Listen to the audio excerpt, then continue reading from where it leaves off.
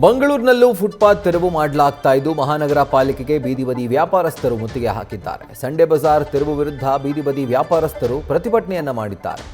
ಮಹಾನಗರ ಪಾಲಿಕೆ ಆಯುಕ್ತರ ಕಚೇರಿ ಮುಂಭಾಗ ಸಂಡೇ ಬಜಾರ್ ವ್ಯಾಪಾರಕ್ಕೆ ಮುಕ್ತ ಅವಕಾಶ ನೀಡಬೇಕು ಅಂತ ಧರಣಿಗೆ ಕುಳಿತಿದ್ದರು.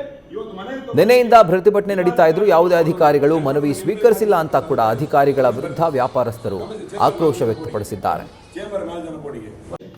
ಮಹಾನಗರ ಪಾಲಿಕೆಯ ಅಧಿಕಾರಿ ಅದರಲ್ಲೂ ಕೂಡ ಆಯುಕ್ತರು ಅವರು ಏನು ಹೇಳ್ತಾರೆ, ನಿಮಗೆ ಯಾವುದೇ ರೀತಿಯ ವ್ಯವಸ್ಥೆ ಮಾಡಿ ಕೊಡುವುದಿಲ್ಲ, ನಿಮಗೆ ಐಡಿ ಕಾರ್ಡ್ ಕೊಡುವುದಿಲ್ಲ, ಪರ್ಯಾಯ ವ್ಯವಸ್ಥೆ ಮಾಡೋದಿಲ್ಲ ಅಂತ ಉತ್ತರದಂಡದಿಂದ ಬಂದು 2 ಭಾನುವಾರ ಬಂದಿದ್ದಾರೆ. ಕಳೆದ 2 ಭಾನುವಾರದಿಂದ ಅವರು ನಗರ ಪಾಲಿಕೆಯ ಆಯುಕ್ತರು ಬೀದಿಯಲ್ಲಿದ್ದು ನಮ್ಮ ಬೀದಿಯಲ್ಲಿ ಯಾರಿಗಾದ್ರೂ ಒಬ್ಬರಿಗೆ ಬಂದು ಮನವಿಯನ್ನು ಸ್ವೀಕಾರ ಮಾಡಲಿಕ್ಕೆ ಆಗುವುದಿಲ್ಲ ಅಂತಾದ್ರೆ ಇದನ್ನು ನಾವು ಸಹಿಸಲಿಕ್ಕೆ ಸಾಧ್ಯ ಇಲ್ಲ. ಈ ರೀತಿಯ ಉದ್ದಟತನ ಈ ರೀತಿಯ ಉದ್ದಟತನವನ್ನ ಒಪ್ಪಲಿಕ್ಕೆ ಸಾಧ್ಯ ಇಲ್ಲ. ಇದೊಂದು ಪ್ರಜಾಪ್ರಭುತ್ವ ವ್ಯವಸ್ಥೆ.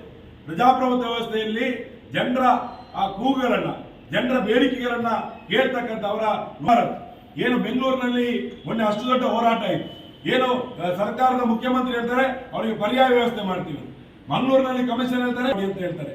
ಆ ರೀತಿಯ ಒಂದು ಉದ್ದಟತನಕ್ಕೆ ಮಂಗಳೂರಿನಲ್ಲಿ ಅವಕಾಶ ಇಲ್ಲ. ಇಲ್ಲಿ ಬಹಳ ಜನ ರವಿಚಂದ್ರ ನಾಯ್ಕ ನಮ್ಮ ಕಮಿಷನರ್ ಅವರ ಸಮುದಾಯದವರಿದ್ದಾರೆ. ಲಂಬಾಣಿ ಅವರು ಲಂಬಾಣಿ ಭಾಷೆಯಲ್ಲಿ ಮಾತಾಡಿದ್ದಾರೆ, ನಿನ್ನ ಭಾಷಣ ಮಾಡಿದ್ದಾರೆ. ಲಂಬಾಣಿ ಭಾಷೆಯಲ್ಲಿ ಹೋಗಿ ಮೊನ್ನೆ ಮಾತಾಡಿ